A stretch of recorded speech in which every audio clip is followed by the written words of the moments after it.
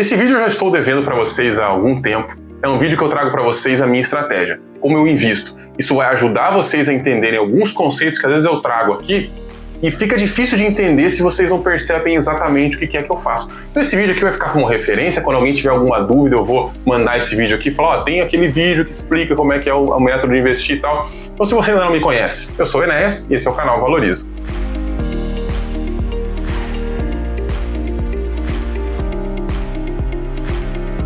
Vou começar dizendo que esse método não é o melhor método, não é o método ideal, enfim, esse é o que eu faço. Eu tenho meus motivos para fazer isso e eu vou falar isso para vocês no decorrer aqui do vídeo, claro, mas podem existir outros métodos. De forma geral, quem investe para o longo prazo, principalmente quando a gente fala de bolsa de valores, faz o famoso buy and hold, que é comprar e segurar em português, que nada mais é do que investir para o longo prazo. Mas mesmo nessa estratégia, existem várias maneiras diferentes de fazer. Por exemplo, você tem aquele pessoal que é mais ativo, que busca fazer trade de valor, né, que a gente chama. Que o cara tá lá atrás de uma empresa que está descontada, que está com uns bons múltiplos, o cara está procurando uma oportunidade, ele vai fazendo apostas ali porque ele acredita que aquele ativo vai se valorizar mais do que o mercado. Enfim, isso é muito difícil fazer, né? Tá mais do que comprovado que o gestor médio de fundos, aliás, gestor médio não, a maioria, mais de 90% dos gestores de fundo não consegue fazer isso aí. Acabam perdendo até mesmo para o Ibovespa, e é por isso que eu não faço isso. A minha estratégia é muito mais passiva, é muito mais automática, e os motivos para eu escolher essa estratégia é porque tira completamente a emoção na hora de comprar, me ajuda a pagar um preço justo pelas ações que eu estou comprando ou pelos ativos que eu estou comprando, né? E também me ajuda a comprar em momentos bons e deixar de comprar em momentos ruins. Essas são as três principais razões. Eu uso isso para investir não só em bolsa, que a minha carteira tem, além de bolsa, né, tem ações, tem fundo imobiliário, tem bolsa no exterior, com stocks, com REITs, eu tenho renda fixa, enfim, eu tenho uma carteira bem diversificada, e eu acho que esse é o primeiro ponto mais importante, né? Mas a ideia aqui é explicar para vocês como é que isso funciona, como é que vocês podem fazer para usar esse método, ou simplesmente para vocês me entenderem aqui quando eu me refiro ao buy and hold que eu faço aqui.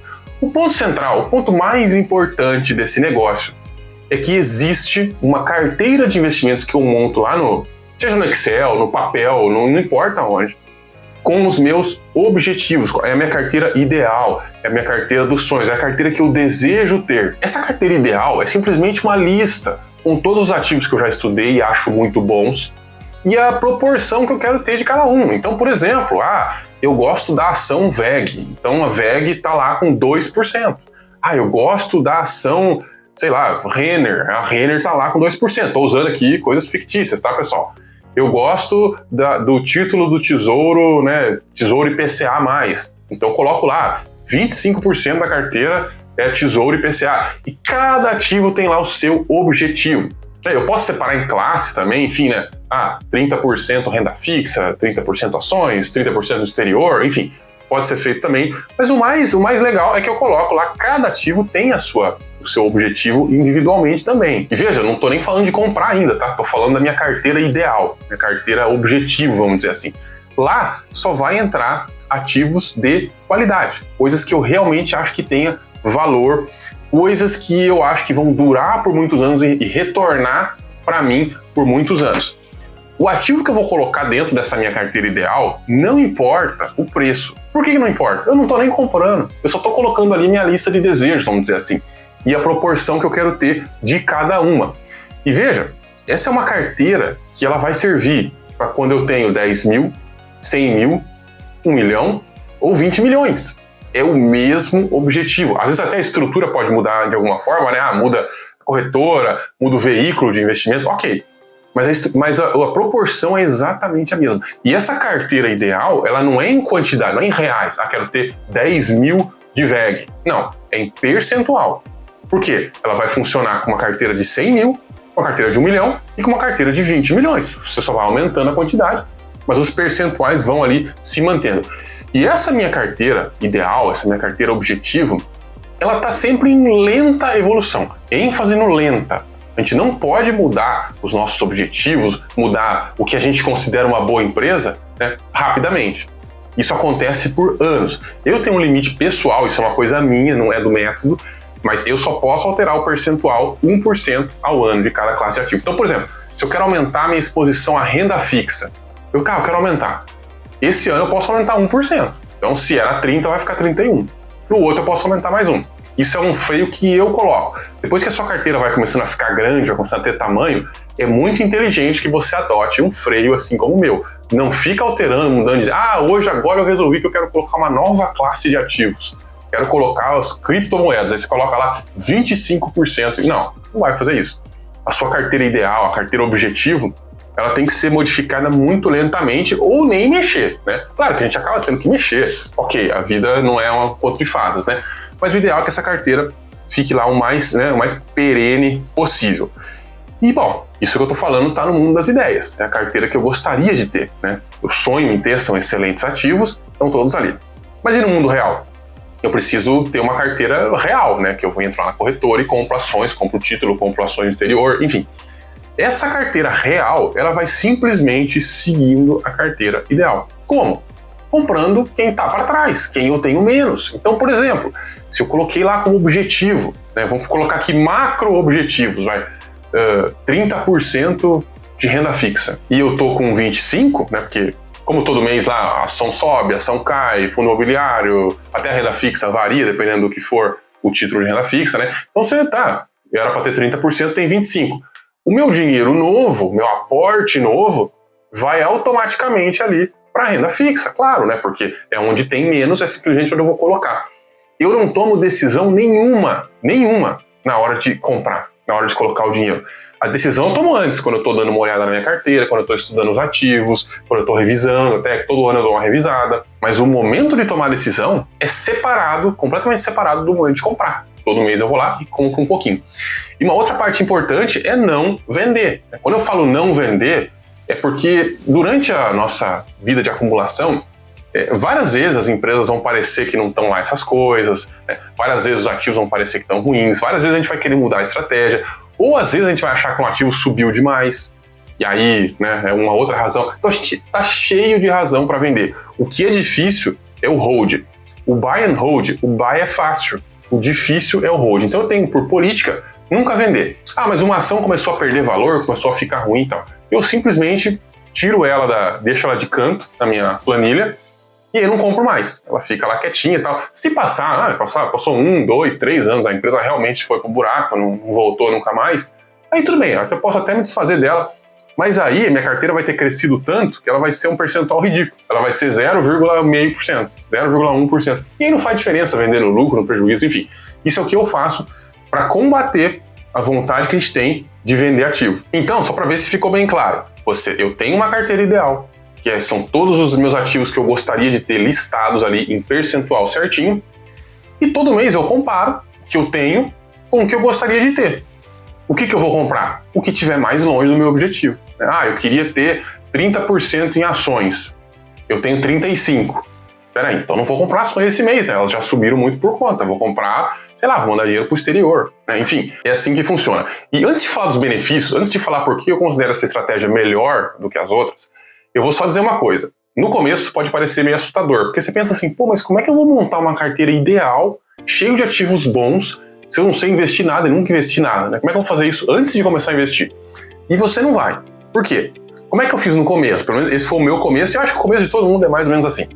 Eu fiz uma divisão macro lá, eu imaginei que eu queria ter. Eu vou só supor aqui, tá? Não são números reais. Imaginei que eu gostaria de ter 40% em renda fixa, 30% em ações e 30% em FIIs. Renda fixa é muito fácil, renda fixa não precisa de análise. Renda fixa, geralmente aqui, a melhor é o Tesouro IPCA mais longo. Né? Tudo bem, existem algumas que rendem mais, tal, mas sempre tem risco. E para facilitar a nossa vida aqui, o que tem que rende mais no longo prazo é o Tesouro IPCA mais longo. Então, quando eu comecei a comprar, eu não me lembro agora se era o IPCA 2035 ou se já tinha o 45, eu acho que não tinha ainda, mas enfim, tá lá na minha carteira até hoje. Eu comecei a comprar pela renda fixa. Porque se eu tinha o objetivo de 40% da renda fixa, ela estava mais para trás. Então, 40%, eu tinha 0 de tudo, foi na renda fixa.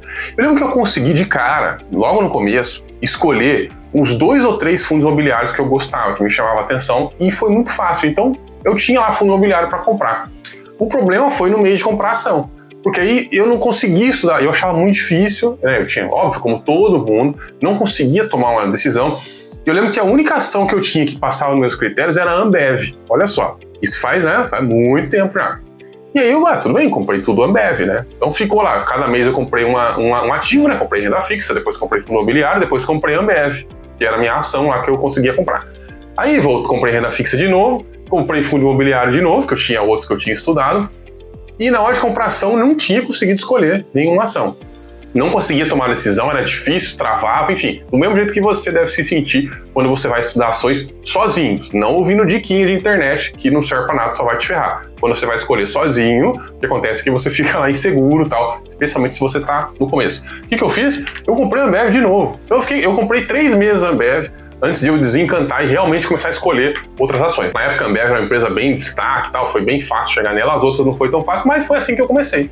E daí, desde então, eu fui fazendo isso. Claro que com o tempo, né, passou alguns anos, como eu disse para vocês, a minha carteira ideal mudou um pouquinho a cara. Por quê? Porque eu coloquei investimentos no exterior. Aí eu comecei a investir no exterior, comecei a investir nos Estados Unidos, em stocks lá, em REITs, né, que são lá como se fossem os fundos imobiliários, né? E o negócio começou a expandir, depois coloquei uma coisinha mais aqui, uma coisinha mais ali. Todo ano eu, às vezes, coloco uma ação nova, uma stock. Sempre entra um ativo novo todo ano, porque também todo ano sempre sai alguma coisa, né? Quando você tem uma carteira diversificada, é normal que tenha lá um fechamento de capital e aí você acaba perdendo alguma ação que estava na sua carteira. Então é muito importante que se você quer seguir essa estratégia, você não precisa ter pressa de montar a sua carteira ideal. Mesmo que ela esteja toda errada, mais ou menos ali, você já consegue ir alimentando ela, você já consegue ir comprando, porque uma coisa ou outra você vai escolher. Você vai conseguir escolher uma ação legal, você vai conseguir escolher um fundo imobiliário legal, se você gosta de fundo imobiliário, tá?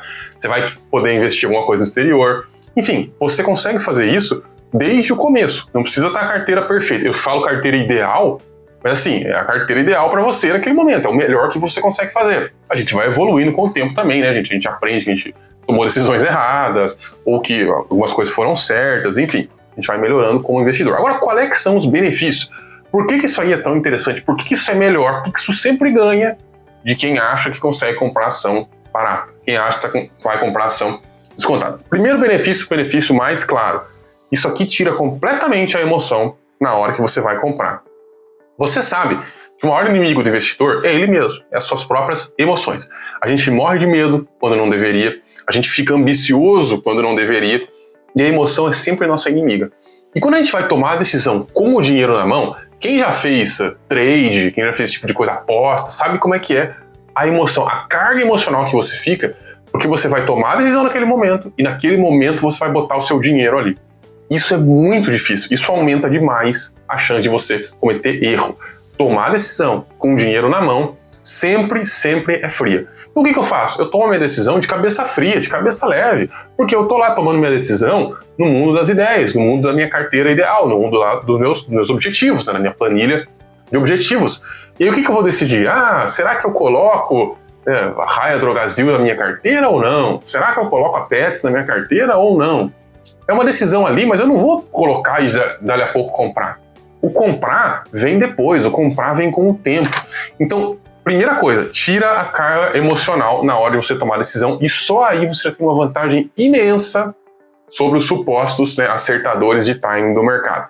Mas claro, tem mais. Escolher um ativo excelente, escolher uma empresa excelente, né, acima da média, com boas margens, com produtividade alta, com lucro crescendo, não é difícil. É bem fácil. Eu recentemente coloquei um vídeo sobre como eu escolho ações e tal, e lá fala bem sobre isso. Não é difícil, é bem fácil. Você consegue achar negócios excelentes. O que a gente não consegue fazer é achar negócios excelentes e baratos. Porque é muito difícil que as duas coisas coincidam ao mesmo tempo. Então o que eu faço? Eu coloco negócios excelentes na minha carteira, né, lá na minha planilha dos sonhos ali, e com o tempo eu vou comprando esses ativos, né? Sempre que eles estão para trás eu compro, tá para trás eu compro. O que vai acontecer? Eu vou comprar lá, pelo menos todo ano, geralmente eu compro todos os ativos, né? Então, todo ativo eu compro uma vez por ano, salvo um ou outro aí que tenha disparado demais. O que isso vai causar na minha carteira? Via de regra, eu vou pagar um preço médio, preço justo. Por quê? Porque eu vou comprar na alta, eu vou comprar na baixa, vou comprar na média, vou comprar em vários momentos. E isso me ocasiona um preço justo. Por quê? Eu estou fazendo preço médio, né? Eu estou fazendo lá o dollar cost averaging, fazendo preço médio. E isso faz com que, em média, eu pague um preço justo. Então eu estou comprando excelentes negócios e pagando um preço justo. Isso é muito mais do que a maioria dos investidores consegue. Isso é muito mais do que a maioria dos investidores profissionais consegue. Gestor de fundo não consegue fazer isso, bem que eles gostariam. Mas eu e você nós conseguimos, porque a gente consegue identificar negócios excelentes e consegue pagar um preço justo, mas fica melhor ainda. Porque se eu tenho várias classes de ativos que se comportam de formas diferentes, que são muitas vezes têm uma baixa correlação, isso aumenta ainda mais a minha rentabilidade, isso aumenta ainda mais o meu retorno, porque eu vou comprar ativos em momentos que eles estão depreciados, tá? Claro que não é sempre, mas essa é uma tendência que vai aparecer com anos e anos aí de acúmulo. Por quê? Quando, por exemplo, aconteceu lá a Covid, 2020, a bolsa deu uma despencada, né? Caiu para metade. Eu me lembro que eu continuei seguindo firme a minha estratégia, porque estratégia a gente segue independente se o mundo está acabando ou não. A gente tem que seguir sempre. E o que eu me lembro é que naqueles momentos de pânico em que a bolsa despencou e as ações estavam super baratas, a minha planilha, meu método aqui, só mandava eu comprar ações. Claro, porque as ações caíram e ficaram muito para trás ali dos meus objetivos. Então eu fiquei comprando ações ali, tudo na baixa. Antes disso, quando a bolsa tinha disparado, que ela foi lá para 130 mil pontos, assim, não me lembro exatamente o número, mas quando ela tinha disparado, a minha estratégia automaticamente me impedia de comprar nesse momento. Por quê? Ela mandava comprar renda fixa, mandava comprar dólar, mandava comprar, né, enfim, outros ativos que não estavam tão valorizados. Claro que se um ativo ficar subindo sem parar, uma hora você vai comprar ele na alta mesmo. Mas essa metodologia, via de regra, nos ajuda a não comprar quando um ativo subiu demais ou quando ele está muito descolado e nos ajuda a comprar quando ele está mais baixo, né? E se você tem ativos mais diferentes ainda, se você tem ativos em dólar, por exemplo, que são as stocks, se você tem renda fixa em dólar, enfim, você pode ter o que você quiser. Quanto menos correlação entre os ativos, melhor vai ser o seu resultado também. Eu tenho até um vídeo que eu falo um pouco sobre isso, eu vou deixar aqui nos cards para vocês irem lá dar uma olhada, que é mais específico sobre isso. Então, esses 3 benefícios, comprar sem emoção, pagar um preço justo e se beneficiar do sobe e desce do mercado, esses 3 benefícios fazem com que eu escolha essa estratégia. Agora que vocês já entenderam a minha estratégia, eu espero que tenham entendido. Se não for claro, deixa aqui no comentário, eu respondo as perguntas. Se precisar, eu gravo de novo, então, explicando melhor. Mas se ficou claro, se vocês conseguiram entender, vamos aqui partir para a nossa conclusão. O mais importante é que isso que eu falei para vocês é a minha estratégia. É o meu jeito de investir e isso funciona para mim. Eu fiquei anos e anos e anos quebrando a cabeça até refinar essa estratégia para ela ficar desse jeito. Talvez você também precise passar anos e anos e anos para refinar a sua estratégia. O que eu posso fazer aqui é passar a minha experiência para você. Pode ser que a minha estratégia não seja melhor para você. Pode ser que você precise de uma estratégia mais ativa. Pode ser que você precise de uma estratégia mais passiva ainda, né? mais parada. O mais importante é que você encontre a sua estratégia e mantenha a coerência. Não vá pegar um pedacinho de cada estratégia. Eu li um livro de não sei qual autor, um livro de outro autor, vi um vídeo dele, um vídeo de outro tal, e aí você monta lá um Frankenstein. Não vai funcionar.